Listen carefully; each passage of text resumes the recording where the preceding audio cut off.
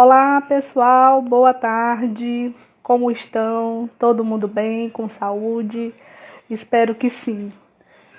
Eu sou a Meire. Hoje estou aqui à frente da apresentação dos nossos heróis anônimos, junto com o nosso parceiro pelos caminhos da Segunda Guerra Mundial, né? Hoje a gente vai falar sobre um herói anônimo de nacionalidade portuguesa que fez algo de inusitado no período da Segunda Guerra Mundial, né? Os nossos parceiros sempre nessas nossas lives, né, que acontecem no período de terça a sábado, sempre às terças e quintas, nós temos o casal Eleazar e Dona Gorete, que são autores do livro Os Caminhos da Segunda Guerra Mundial, onde eles narram trechos de locais por onde eles visitaram durante aproximadamente 14 anos de viagens, né, para contar um pouco sobre os locais visitados, sobre como você programar uma visita seguindo um roteiro, né? E sempre às terças e quintas a gente está aqui com eles falando sobre um herói anônimo da Segunda Guerra. Nos outros dias, na quarta, sexta e sábado, nós estamos aqui falando sobre algum destino inspirador, né? Para quando terminar essa quarentena a gente possa voltar a sonhar e vivenciar vários lugares distintos. Mas deixa eu dar boa tarde aqui para quem já está aqui nos acompanhando. Mônica, boa tarde. Camila, Celi, boa tarde. Crisla, Obdajan, boa tarde a todos que estão aqui conosco, né, para acompanhar mais essa live. Deixa eu chamar os nossos convidados para a gente começar a nossa apresentação. Laurinha, boa tarde.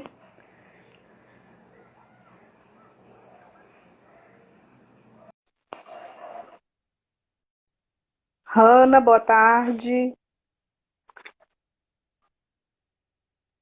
Oi, boa tarde. Olá, seu Eleazar, tudo bom? Tudo bem? Eu não estou escutando vocês. Vocês estão me escutando?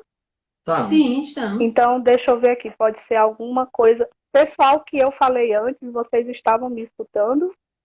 Estamos escutando bem. Muito bem. É agora, Meire? Eu não consigo ouvir vocês. Não? Tem alguma coisa? Deixa eu ver aqui só uma coisa. Deve ser algo do meu telefone. Deixa. Se você está. Que engraçado. Eles estão escutando. A Celi está dizendo que é ótimo áudio. Eu acho que é porque eu coloquei a função de, ao invés de silenciar, eu devo ter colocado a função de não perturbar. E eu não estou ouvindo vocês. Me deem só um minutinho, por favor, porque da outra vez eu acho que eu não tinha deixado o celular no silencioso e eu vi que tinha algum ruído. Só um minuto, por favor. Tá.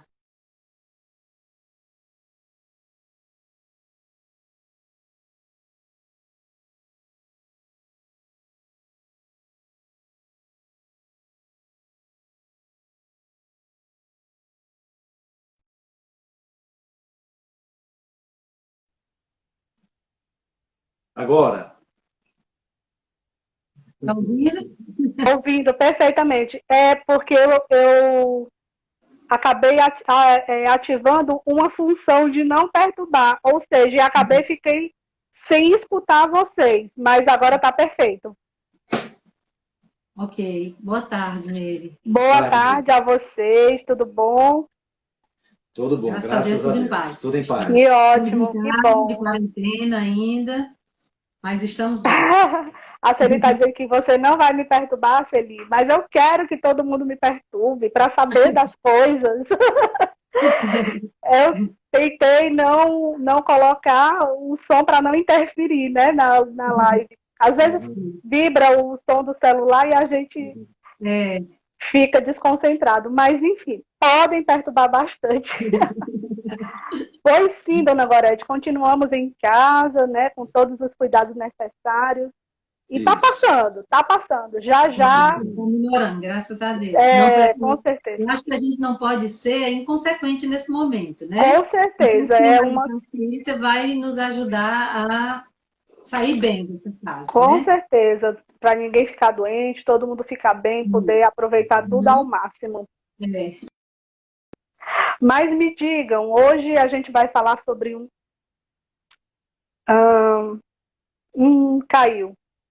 Só um minutinho, pessoal, que eu vou chamar novamente os nossos parceiros. Eu acredito que eles tiveram alguma questão com a conexão.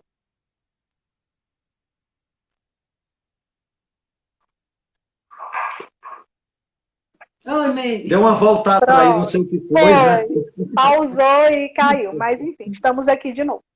Mas eu vi que hoje a gente tem um herói de nacionalidade portuguesa, né? Isso.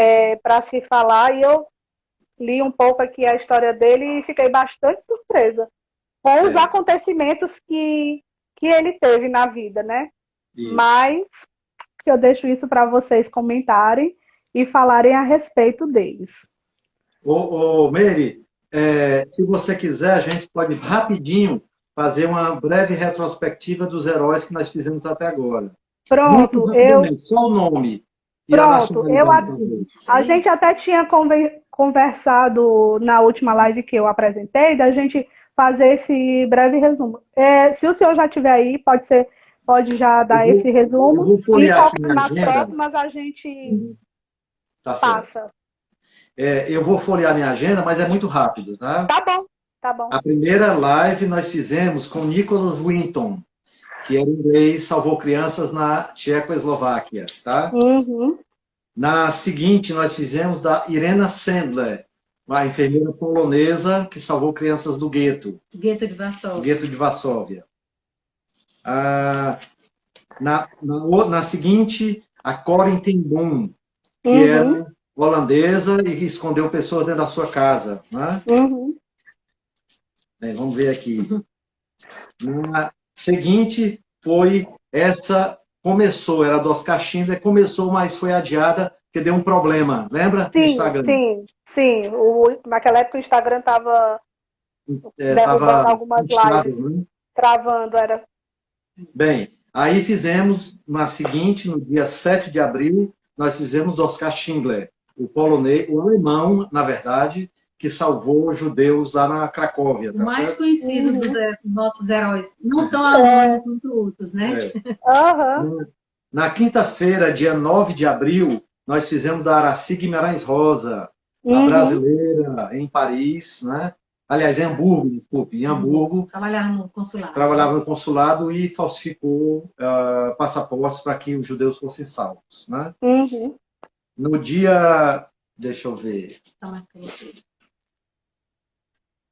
no dia 14 de abril, nós fizemos do Dr. Janusz Korczak, né?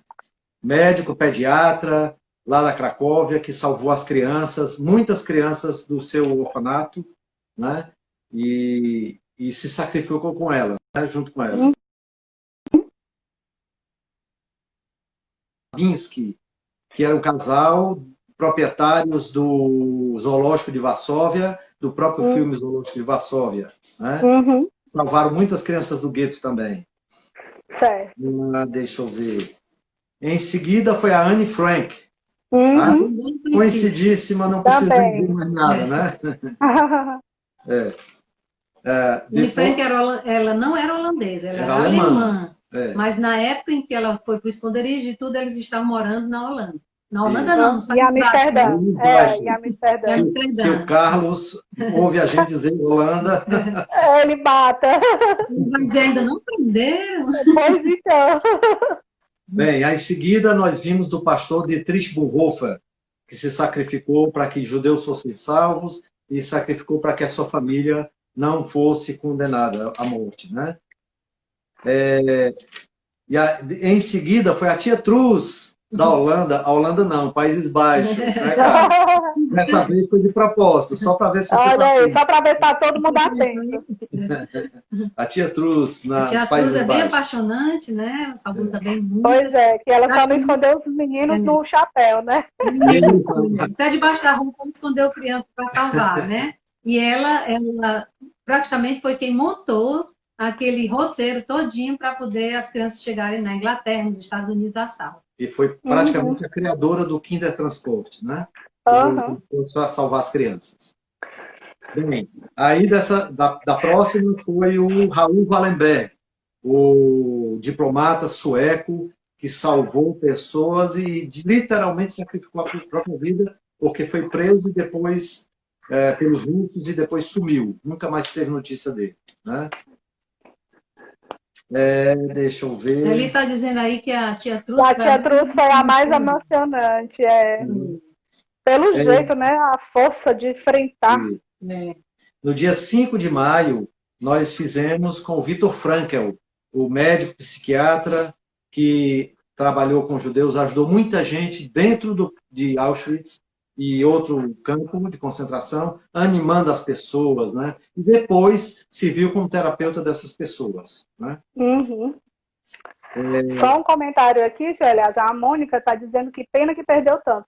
Mônica, alguns, os mais recentes, eles estão o vídeo gravado no IGTV da Tashi Delek. Porque antes o Instagram não permitia salvar esses vídeos dessa forma. Mas, se você quiser, me chama no direct, ou no direct da Tashi, ou no meu direct, ou dos Caminhos da Segunda Guerra, que a gente pode passar uma lista e, se for o caso, não sei, né, se ela vai passar um resumo de alguma dessas histórias, para que ela tenha conhecimento dos outros, né? Isso. Bem, aí em seguida foi a Diana B. Diana B foi aquela mulher alemã, né, aristocrática, que morava na Croácia e ajudou a salvar muitos judeus croatas, né? Inclusive o futuro marido, que também era judeu. Eu lembro. Né? Aí no dia 12 de maio foi a vez do Luiz Martins de Souza Dantas, o diplomata brasileiro, né, que salvou muita gente lá em Paris, onde ele morava, e ele desafiou mesmo, né, o governo brasileiro, que na época não era a favor dos judeus, né, com Vargas. Enfrentou Getúlio Vargas, né? Isso. Para salvar as pessoas. No dia 14 de maio foi o Otto Weidt, aquele alemão que era quase cego e quase surdo, né, que fez uma pequena fábrica de escovas e com isso ele salvava os judeus alemães. E a maioria dos judeus que ele salvou eram judeus que tinham problema de visão. Ou eram cegos, ou eram cegos. E por incrível que pareça, é que esse aí eram os principais, os primeiros a morrer com as orientações dos nazistas, né? E ele conseguiu salvar um pouquinho dessas pessoas, porque ele realmente não teve um alcance tão grande, mas como diz o povo judeu até hoje, quem salva uma vida salva o mundo todo. Né? Com certeza. No dia 19 de maio, nós tivemos o Marcel Marceau, aquele mímico famoso, artista, muito conhecido no mundo inteiro, que subia os Alpes com as crianças judias, ia deixar do outro lado. Salvou muitas pessoas e manteve isso em segredo durante muito tempo. Né? No dia 21 de maio, foi a vez do Monsenhor Hugo Auflahert, né? Do filme Escarlate o Negro. Né? Trabalhava diretamente com o Papa, né? Isso. Diretamente com o Papa, salvou muita gente ali em Roma e nas cidades vizinhas. Bem, logo depois foi a vez do Gino Bartali, o ciclista que levava documentos dos judeus no cano da sua italiana. E que colocava no cano, no quadro da sua bicicleta, os documentos e levava para... Ninguém desconfiava. Isso, ninguém desconfiava. Depois veio a condessa von Maltzan, e uma aristocrata, uma mulher admirável, né? que salvou o custo do risco da sua família, etc. Mas ela salvou muita gente. Ali, onde era? E agora eu não estou lembrando onde era. Agora eu também não vou lembrar. Bem, logo depois veio Desmond Doss, do filme Até o Último Homem, que era adventista e era um objetor de consciência, não queria matar ninguém e foi para a guerra e ajudando para salvar pessoas. E ajudou a salvar cerca de 100 pessoas depois de uma batalha com os japoneses. Depois vem o Varian Fry, o jornalista americano que morava em Marseille e ajudou a passar muitos judeus intelectuais, gente famosa e gente não famosa, ali pela fronteira com a Espanha. Né? Deixa eu ver o que mais. O casal Waite Steele e Martha Sharp, que ajudou a salvar judeus ali na República Tcheca. Né? E... Eles eram americanos. Americanos, isso. Depois veio a Irene Gert Opdijk. Irena Gert Opdijk. Irena Opdijk, né? Lembra? Não, tem umas que ela tá dando branca. Não, mas a Irena, ela... Irene, né? Até eu fico misturando com a Irena, né? Eu estou me lembrando mais da Irena. Mas a Irene, ela também optou por salvar pessoas, né? Como todos nós, mas eu não estou agora aqui me lembrando da detalhe da Irene. Tudo bem. Essa daí já é mais recente e já está no nosso GT. Já tem lá também. Né? Na terça passada fizemos com os irmãos Bielski, da Bielorrússia. Né? Eles, apesar de serem guerrilheiros, né? Mas eles optaram, eles disseram, é muito melhor salvar 20 judeus do que matar um alemão. Fizeram uma verdadeira comunidade na floresta e salvaram cerca de 1.200 pessoas escondidas. Criaram uma verdadeira cidade dentro da floresta. Eu me lembrei da Irene. A Irene é aquela que salvou. Salvou o pessoal que casou não, olha, que estava trabalhando com sargento. Isso, era, com o nazista. E ela escondeu na própria casa do nazista, ela escondeu as 12 amigos judeus, né? E ela também ajudou outros a irem para a floresta, sair do gueto e irem para a floresta. Então, a gente não tem um número exato de pessoas que ela salvou, fora esses 12. E ela se submeteu, inclusive, a se tornar amante desse nazista para poder salvar os 12 que estavam na casa dele. E realmente salvou. E se salvou, né? E depois ela conseguiu ir para os Estados Unidos, onde ela viveu até ficar bem velhinha. E hoje nós vamos ver a figura do Aristides de Souza Mendes, né? Pronto. Ele é um português, um diplomata português. E aqui cabe uma observação, viu, Meire?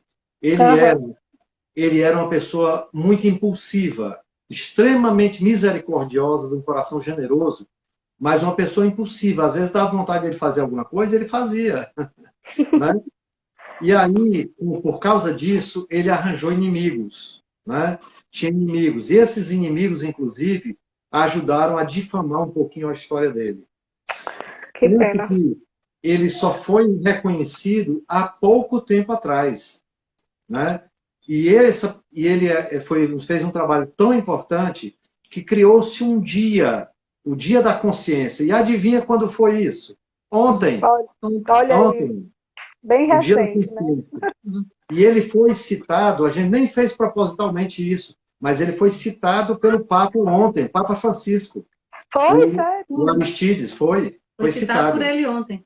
Homenageado pelo Papa. O Dia da Consciência foi por causa dele. Mas que coisa. Eu estava lendo aqui, eu achei impressionante a história dele. Eu vou fixar aqui o tema da nossa live. Já está fixada, não? Não, eu vou fixar agora. Ok. Tá. Com o nome do personagem de hoje.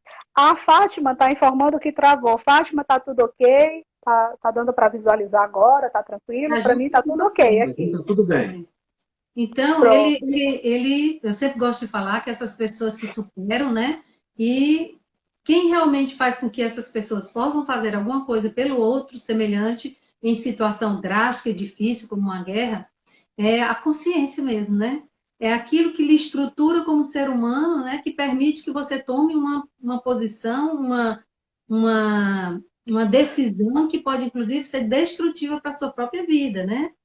E uma desobediência, para muitos deles, acarretou a morte, né? Desses que a gente escolheu para falar sobre os heróis. E o Souza Dantas não foi diferente, era um homem comum, como qualquer um de nós, apesar de ter sido um cônsul, né? Ele é de uma família mais abastada, de Portugal, uma família que tinha um certo status, né? Tinha um irmão gêmeo, os dois sempre seguiram muito juntos, ambos se formaram na Faculdade de Direito, famosa Faculdade de Direito de Portugal, que fica ali em Coimbra, né? E o irmão foi ser diplomata e ele foi ser cônsul, né? Eram muito estudiosos, muito inteligentes, né? E tinham mais uma irmã, somente. E Uhum. só que o irmão seguiu uma linha a linha mais comum às pessoas que trabalham com esse tipo de trabalho de consulado, diplomacia, onde você tem que submeter, claro, as regras, né? Do país para onde você vai, do país a quem você está representando. O irmão era mais assim, vamos dizer, centrado nessas coisas. Mas ele não era, como disse a Eleazar, ele era mais assim, Impulsivo, né? impulsivo. Então, ele é um homem cosmopolita, foi mandado para vários países, inclusive o Brasil, por 2 vezes, né? Ser cônsul aqui, tanto em Curitiba como São no Luís. Maranhão. No São Luís do Maranhão foi pouco tempo que ele ficou Aham. lá. Uhum. Mas ele foi, a gente pode aqui citar alguns países por onde ele foi, né? Zanzibar, Brasil, Espanha, Estados Unidos e Bélgica. Tá? Na Bélgica foi o país onde ele ficou por mais tempo, ficou quase 10 anos lá, e se destacou muito, fez um excelente trabalho lá. E recebeu, inclusive, a honraria do rei Leopoldo, né? Que deu a mais importante medalha da Bélgica, deu para ele, né? Foi homenageado. Então, ele foi um trabalho de excelência para Portugal, como representante de Portugal. E nessa Uhum. época, Salazar, que era o ditador de Portugal, apoiava totalmente, gostava demais dele, né? Mas nós vamos ver o que vai acontecer aqui no passar mais dos anos. Nesse Uhum. período em que ele foi cônsul nesses países, em alguns países onde havia um regime mais difícil de você conviver, ele se subordinou por 2 vezes, né? Ele tinha uma enorme família de 14 Tinha filhos, 14 filhos. né? Ele casou com uma prima Poxa vida. chamada Angelina, uma prima que era o amor da vida dele desde criança. Eles eram sempre juntos e quando ficam adultos se casam. Ele chamava ela de Gigi, e se casaram e tiveram esses 14 filhos. Filho, né? Muito filho. É. Mas Então, antigamente, não né, muitas adianta, famílias. ele desobedece sem pedir permissão nem nada, pega esses filhos tudo e volta para Portugal. Em outra, ele resolve enfrentar, já nos Estados Unidos, enfrentar uma linha de pensamento que De algumas pessoas que estavam discordando dele. Alguns portugueses. Né? isso Uhum. publicamente, no jornal. E aí o Salazar manda ele se aquietar e ele não se aquieta. Então, por essas 2 vezes, ele recebe advertência, punição, né? Então, aí a gente já vai entendendo mais ou menos como ele era. Para você ter uma ideia, Mary, ele estava em São Francisco, na Califórnia, onde ele era cônsul, né? E aí, por causa desse conflito que houve com os portugueses, o governo americano teve que intervir. O governo americano disse: olha, vamos parar com essa discussão em público, que saía na imprensa, né? Ele Olha já aí. tinha recebido uma advertência do Salazar. E aí o governo americano disse: vamos parar com essa briga. Ele não, mesmo assim, não parou, né? Era E aí impulsivo, né? isso, aí o governo americano lhe concedeu uma figura do direito jurídico e diplomático muito raro, raramente acontece, né? Raríssimo, para dizer, exequatur. Exequatur significa nós não queremos você no nosso território. Perfeita. Ele era brabo, era É, é. impulsivo, né? Ele É. tinha, ele era católico, muito católico praticante, inclusive toda a família, né? E ele tinha lá os seus posicionamentos, né? Quando ele volta, aí Salazar ainda gostava muito dele, né? E ele, assim, ele era um homem, precisa dizer um pouquinho, ele era um homem muito envolvido com o mundo cultural, com artistas, com escritores, com atores, né? E se tornou querido também muita gente. Também não encontrou só inimizades, mas pelo contrário, ele tinha um leque de pessoas que queriam muito bem, inclusive esse rei Leopoldo da Bélgica, né? Em 1926 acontece a Revolução, né? A Revolução Militar de 28 de maio de 26. E aí ele é nomeado para um posto e tido em confiança. E aí a carreira dele dispara. Não é? Em 29, ele foi nomeado cônsul-geral na Antuérpia, que é uma região da Bélgica. Da Né? Bélgica. Isso. Ele ocupou até 38, ou seja, de 28 a 38 foi o período que ele esteve fora mais tempo, tá certo? E o empenho dele na promoção da imagem de Portugal foi uma coisa que chamou a atenção. As pessoas gostavam muito dele, né? Foi decorado por 2 vezes, como disse a Leta, né? Comendador da Ordem da Coroa, mais alta condecoração, né? E aí ele cansou de conviver com pessoas que eram como a Leta falou, do ramo artístico, da literatura, das ciências, né? Conviveu com o Prêmio Nobel de Literatura, o Maurice Maeterlinck, né? Com Einstein. Ele frequentemente tinha conversas com Einstein, né?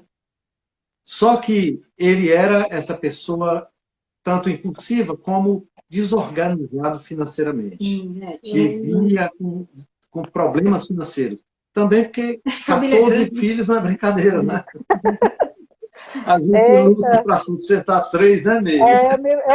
Eu penso antigamente como é que as famílias tinham tantos filhos, né? Pois é. E aí ele volta a ser, em 38, ele volta a ser repreendido por irregularidade nas contas do consulado. Tá? Ele mistura as contas dele com a do consulado, aquela coisa desorganizada. Nesse ponto, ele é extremamente desorganizado. Ele parece que a gente conseguiu depreender nele, é que ele não era desonesto, pelo contrário, era super honesto, que até dava o dinheiro dele para os outros. Né? Mas era desorganizado, que fazia com que ele houvesse essa, digamos assim, essa pulga atrás da orelha das pessoas, de que ele estava se apropriando de dinheiro do consulado. Existia um conceito que a maioria das pessoas que depois depuseram a favor dele, testemunharam a favor dele, diziam sempre isso dele. Ele era um homem bom. Então, isso fazia parte do conceito que a maioria das pessoas que foram ajudadas por ele perceberam nele, né? Um homem bom, um homem voltado a ajudar o outro. E aí ele nem sempre seguia regras e protocolos, né? Na época do Salazar, deixa eu ver aqui, ele passou, depois da Antuérpia, ele foi nomeado para Bordeaux. Já em 1938, bem pertinho de começar a guerra, né? Isso. Ele foi nomeado para cônsul Bordeaux, né? Na França, da França, que em português de Portugal se chama Bordeaux. É nome meio estranho, né? Se for levar meio pelo pé da letra. Então, ele vai para lá, já a guerra praticamente estourando. E aí a guerra estoura na mão dele em Bordeaux, né? Isso. E aí ele conhece aí uma mulher chamada André Sibial-Rey. Era uma francesa, assim, do meio artístico, aristocrático, modernosa, etc. E ele se apaixona por ela, né? E aí começa a ter um caso com ela. Então, com ela. Isso. Ou seja, 15 filhos. Mas ele não deixa a família, né? E continua... Fica nesse relacionamento. O que estoura como batata quente na mão dele é o fato de que Bordeaux, quando a Alemanha invade a França, e a França se rende, pede armistício, dizem que foi o maior êxodo que já aconteceu de pessoas tentando fugir do norte da França para o sul. A gente viu vários números, mais de 6 milhões, mais de 10 milhões, ninguém sabe ao certo. Mas foi um êxodo impressionante. Realmente, quando você entra na internet e vê as filmagens desse êxodo, é uma coisa impressionante mesmo, de pessoas andando pelas estradas com tudo, fugindo, apavorada, e os aviões passando por cima deles, é uma coisa bem aterrorizante. E Bordeaux se tornou um dos lugares de maior fluxo de passagem dessas pessoas desesperadas fugindo, entre judeus, apátridas, aqueles que tinham passaporte Schengen, né, que a gente, Eliezer pode até explicar o que era e outras pessoas que eram excluídas de qualquer... Nansen, desculpa, Schengen é outra coisa. Passaporte Nansen. Então, eram os apátridas. Já eram apátridas e tinham esse passaporte diferente. Então, a maioria dos países resolve que não vão receber judeus, não vão receber esse pessoal apátrida, não vão receber quem está fugindo sem documento. E essas pessoas estão desesperadas. E vão para Bordeaux. não era, o governo português, Meire, diferente de outros, não era antissemita. Inclusive, né? Salazar se pronuncia Isso. contra o antissemitismo. Salazar era ditatorial, autoritário, mas não era antissemita. E aí, mas ele teve uma atitude de cautela para não receber, digamos, não ser invadido por pessoas que eram prováveis problemas no futuro, né? Porque eles não queriam receber, por exemplo, comunistas, né? Que tinham fugido e iriam para Portugal. Então, ele criou-se, então, uma chamada circular número 14. Essa circular número 14 dizia que qualquer transferência para o solo português deveria ser feito com autorização do governo português. Né? Nessa situação, o nosso cônsul resolve mandar a maior parte da sua família de volta para Portugal, né? Fica lá com ele somente os filhos mais velhos. Se eu não me engano, 2 filhos e uma das filhas. Os mais velhos, né? Ficam com ele. Aliás, é bom fazer a observação, Neleta, de que dos 14, 2 faleceram. E lá em Bordeaux. A gente não conseguiu descobrir por quê, se eles se alistaram, né? Se eles foram batalhar, e por algum motivo, 2 filhos dele morreram, faleceram ainda em Bordeaux, nessa estadia de Bordeaux. Então, ele já estava só com 12, 13 com a outra menina, né? Então, ele fica com esses filhos, e acontece que ele está dando, antes que venha a circular 14, ele vai dando passaportes para as pessoas, porque ele entende que Portugal está neutro e as pessoas podem, inclusive, utilizar, ainda há uma ordem dizendo que se as pessoas forem utilizar Portugal somente como um local de passagem para ir para as Américas, né? A maioria das pessoas que estão fugindo querem ir para as Américas, principalmente para os Estados Unidos, eles não teriam problema. Então, ele estava liberando, né, os passaportes tranquilamente. Quando chega a circular número 14, ele entra num tão grave dilema que ele diz que está exausto, vai para casa, né, e espera se recuperar. Só que ele se deita e passa 3 dias prostrado. Totalmente prostrado, sem reagir. Ele tem uma espécie de depressão, alguma coisa muito forte. Ele entrou num colapso nervoso. Isso. Passou 3 dias em casa. Uma das coisas que a gente leu, tem até uma pessoa dizendo que ele, após esses 3 dias, os cabelos tinham embranquiçado. Porque nessa época ele tinha 53 anos já, né? Tinha ficado mais branco ainda, seus cabelos tão grandes, o dilema emocional, né, que ele estava sentindo. Mas, após esses 3 dias, ele se levanta revigorado e decidido. Então, ele diz para os seus filhos, importa mais obedecer a Deus, né, do que a homens que têm uma posição que é contra a vida, vamos dizer assim. Estou dizendo aqui com as minhas palavras, né? Então, ele está decidido que vai salvar o máximo de pessoas que ele puder, inclusive os judeus, né? Porque, infelizmente, ainda aquelas pessoas mais abastadas, mais conhecidas, mais nobres, não estão tendo tanta dificuldade de receber o passaporte. Mesmo que seja o judeu, mesmo que seja o rei Leopoldo com toda a sua família, alguns artistas importantes, né? Esses todos conseguiram os seus passaportes. Aí ele entende que os que estão sobrando são os mais miseráveis, os mais desassistidos, né? E são esses que ele considera que vão ser presos pelos alemães que estão chegando e vão morrer. E aí ele grita, ele chega de volta ao local e grita da janela: judeus, venham todos, que eu vou dar passaportes a todo mundo. E aí as pessoas faziam filas enormes na rua, tem até filmagem real disso, né?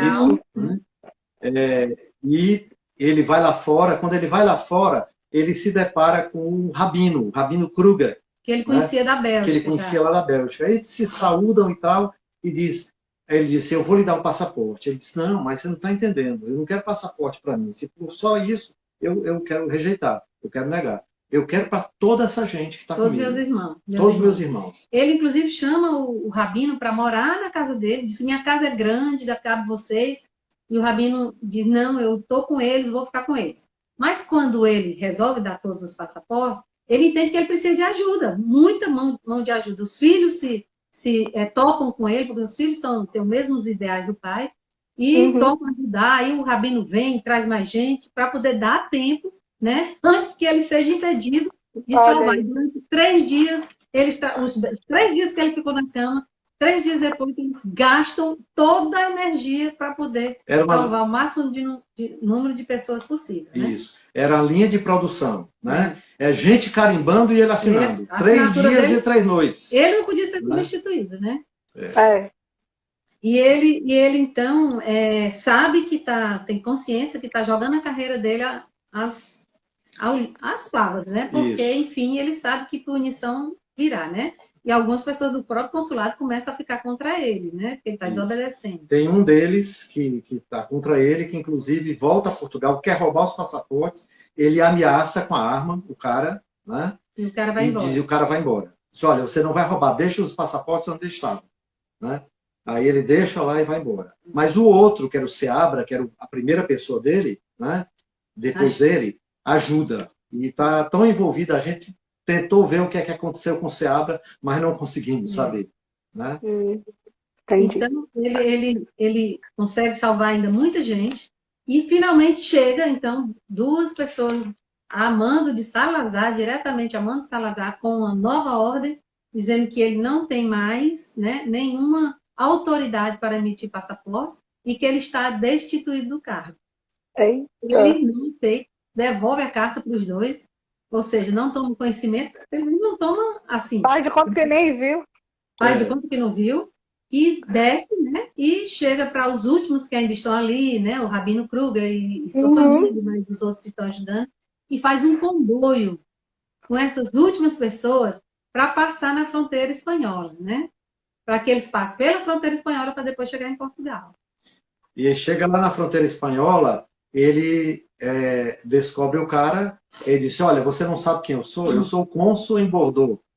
Aí o cara disse, olha, sou amigo pessoal do Franco. Não, do Franco. Não, do Franco, Porque é o governo, a fronteira espanhola, né? Ele disse, sou amigo pessoal do Franco. O cara toma um susto, aí eu não sabia, desculpe, vamos passar todo mundo. Passa todo mundo, só que resta um pouquinho, ainda passa.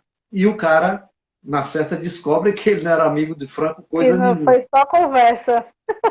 Aí ele bloqueia e disse, olha, você mentiu para mim, não passa mais ninguém. Pensei que estava falando com um cavalheiro, mas não passa mais ninguém. Aí chega outro, um espanhol, o outro guarda diz assim, não concorda com o que está acontecendo, e cochicha para ele, diz, olha, vá para o outro ponto da fronteira, porque lá não tem telefone. O que só disser é verdade. E aí ele continua nesse comboio, vira a noite com esse pessoal, já os aviões alemães passando, o ataque começando, mas como é por uma floresta muito densa a passagem, eles conseguem chegar, e lá ele conta a mesma história e consegue passar o resto do pessoal. E volta para saber o que vai acontecer com ele. Nós esquecemos de dizer que ele tinha mais 2 consulados que eram subordinados ao de Bordeaux, né? De outras 2 cidades. E ele fica sabendo, antes disso, ele fica sabendo que esses 2 consulados estão cumprindo à risca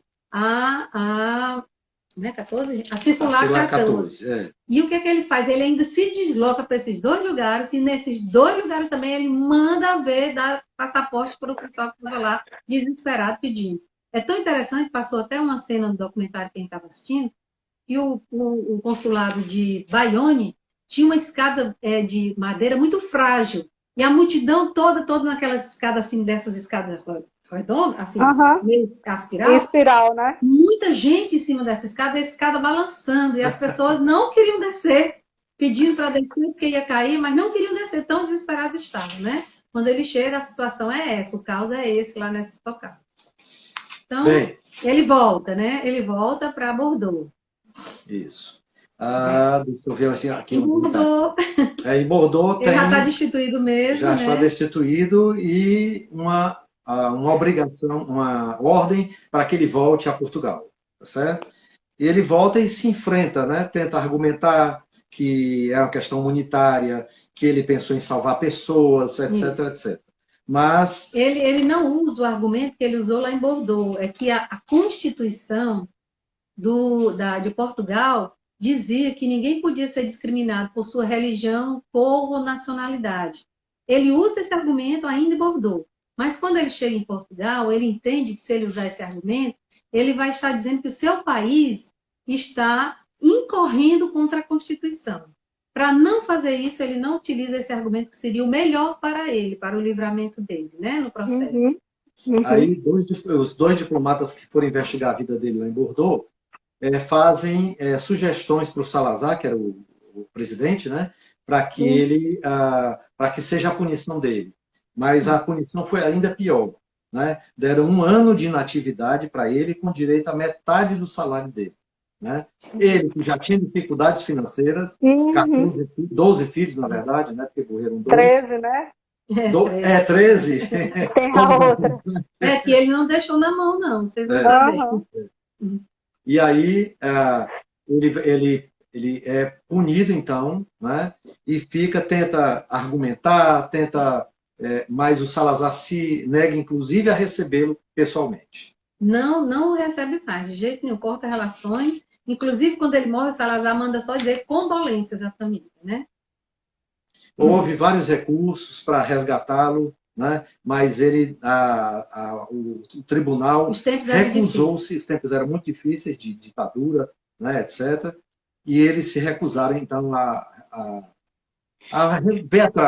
como se diz, a rever a punição. E Portugal acusa que ele fragilizou a neutralidade de Portugal, e Portugal fica com medo de ou ser invadido pelo ditador lá da Espanha, né, que é o Franco, em retaliação, ou até pelos próprios alemães, né? E aí, diante dessa fragilidade, o que é que se faz? A punição. Depois de 1 ano com esse salário pela metade, ele deveria se aposentar. Só que essa aposentadoria dele nunca aconteceu.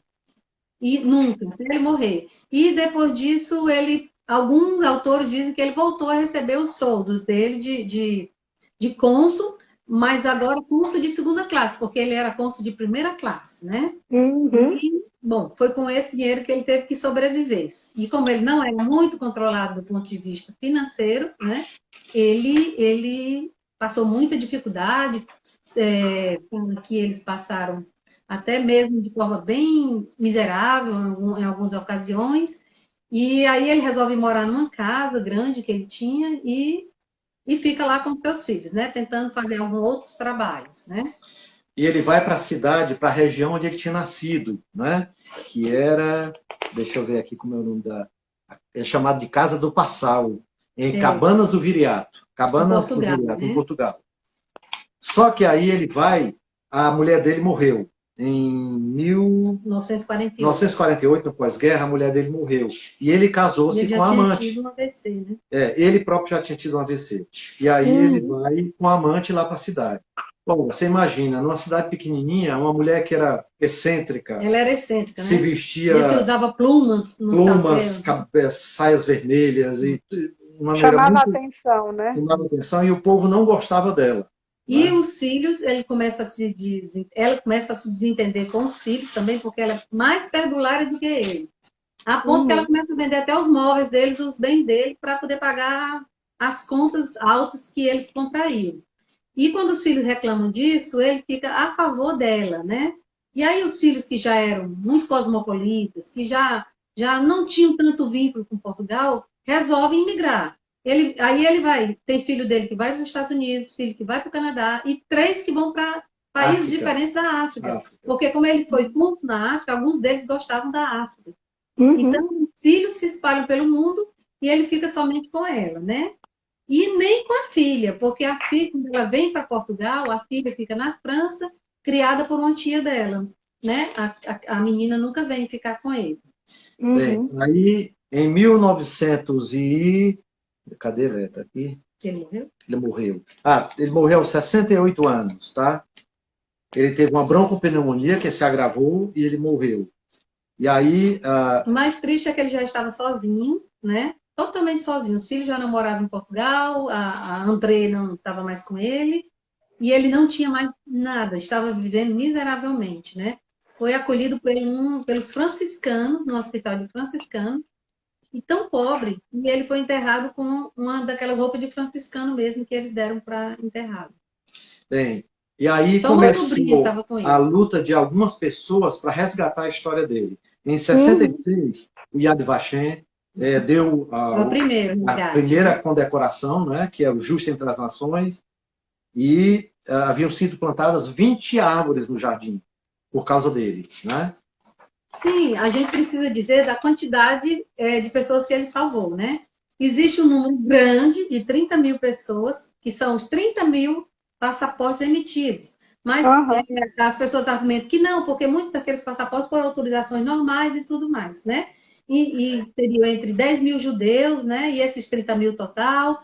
E aí nunca eles conseguiram fechar essa conta realmente. Mas como ele teve muita gente que sobreviveu, salvo por ele, e muitos eram crianças na época, alguns estão vivos ainda hoje, eles testemunharam a respeito dele, a tal ponto que na homenagem lá no Justo Entre as Nações, né, no Jardim dos Justos, ele não teve uma árvore plantada, não, plantaram 20 árvores para ele, né? Ah, eles acabou de falar. Pois é, eu estava tão concentrada em falar isso.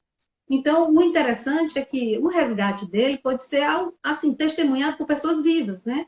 A Mônica está perguntando como ele sobreviveu. Ele sobreviveu desse jeito, volta para Portugal, a vida bem mais difícil, né? E tudo mais. Em 86, quando caiu a ditadura salazarista, o Mário Soares, que era um democrata, né? Mário Soares, então, começou a resgatar a memória dele, né? Deu a ele o grau de oficial da Ordem da Liberdade.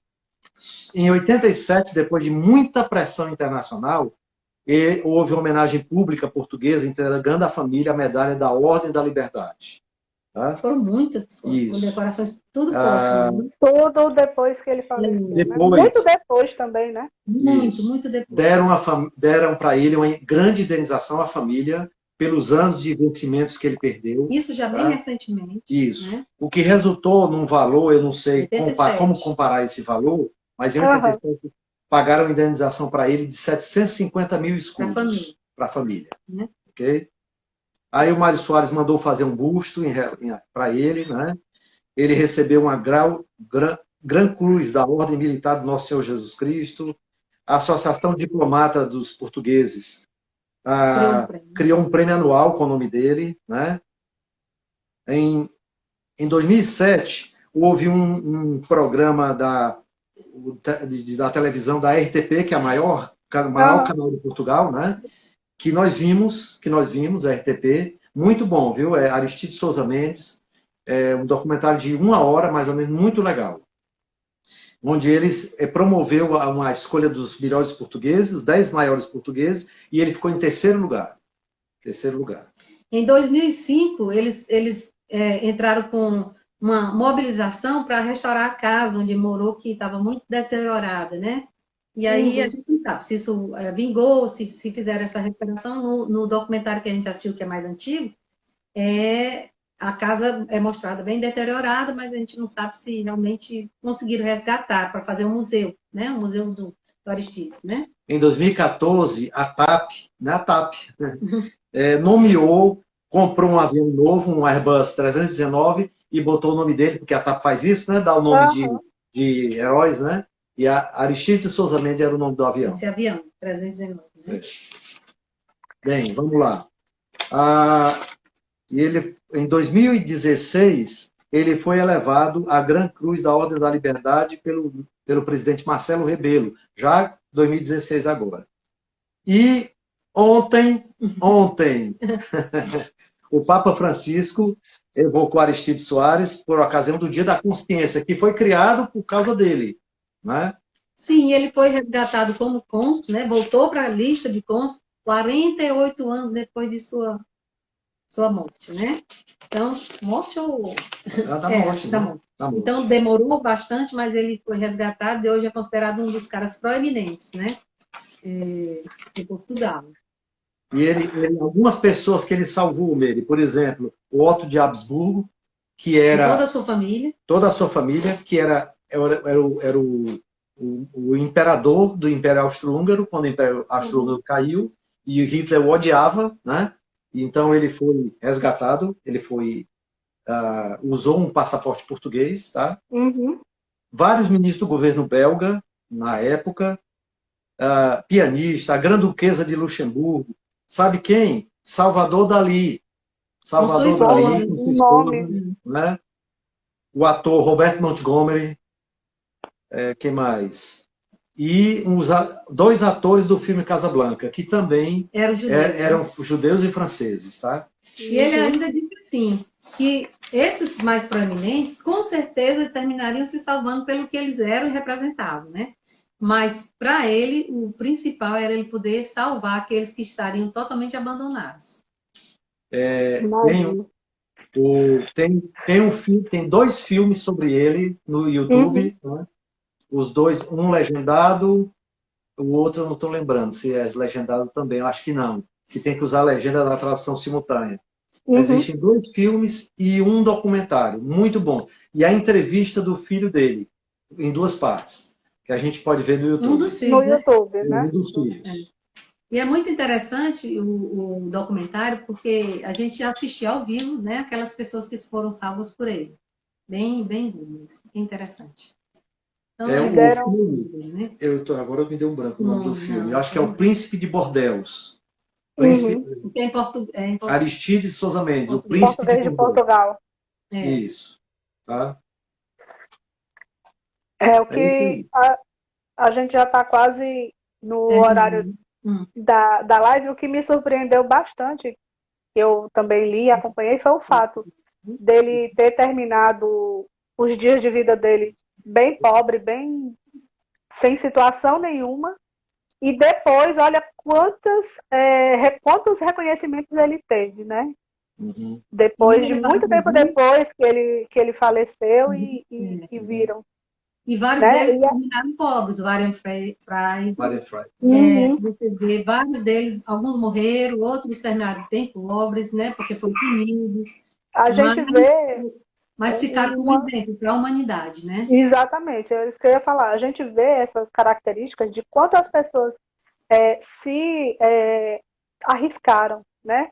Muitas vezes arriscando vida, arriscando família, arriscando o que tinha para poder ajudar e salvar essas pessoas, né? E alguns esquecidos, alguns reconhecidos muito depois, né? De tudo que foi feito.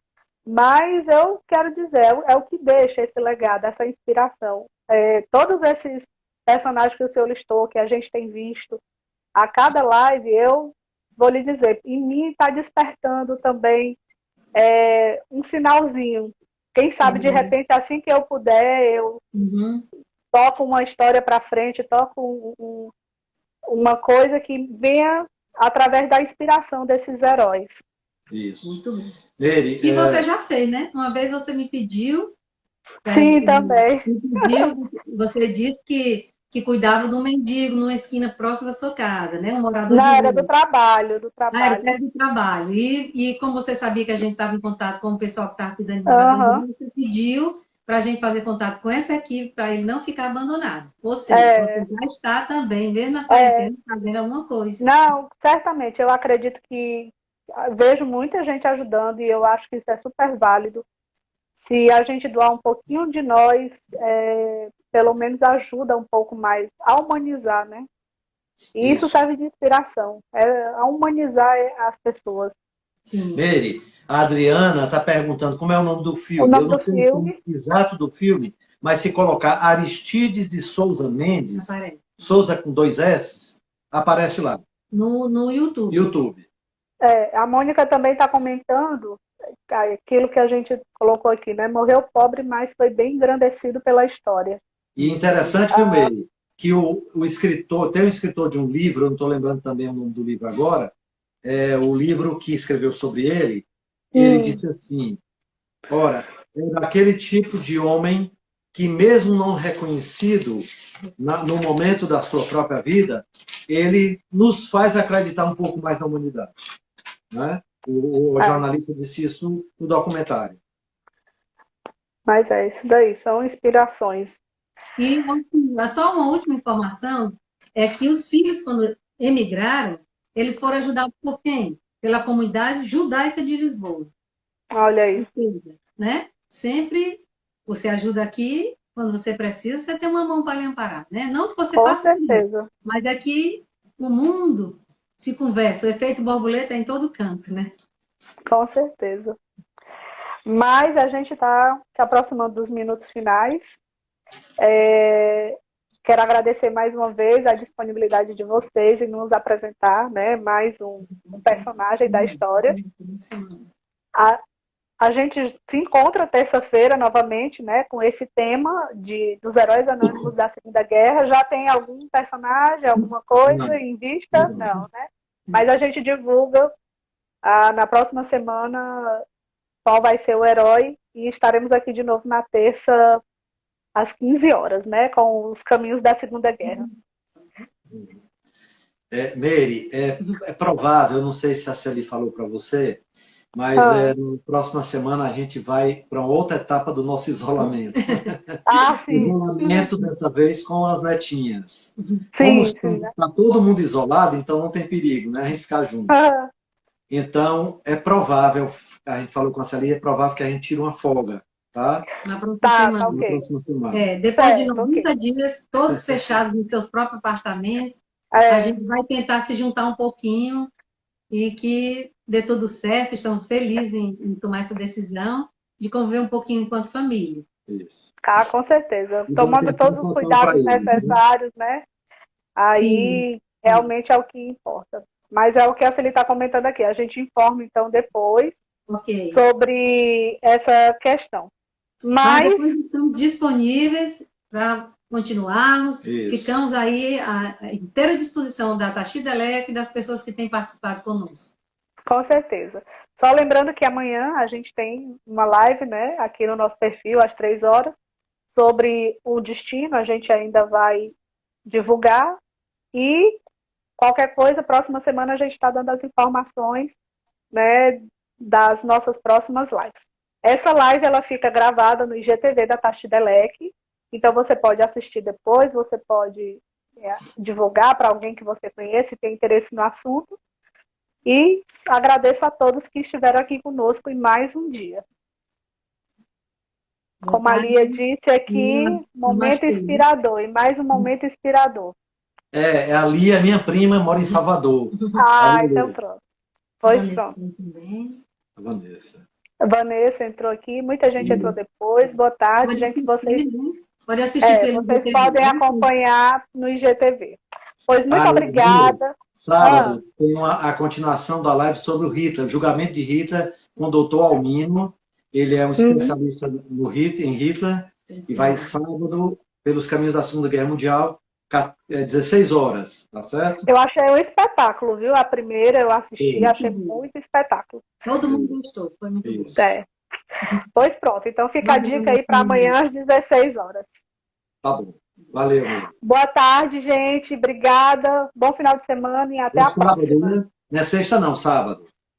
Sábado, 16 horas. Tem razão. Hoje é quinta e amanhã. Eu já estava pensando que amanhã era sábado. Ok. Tchau, gente. Boa tarde. Até a próxima. Tchau, amigo. Tchau. Tchau.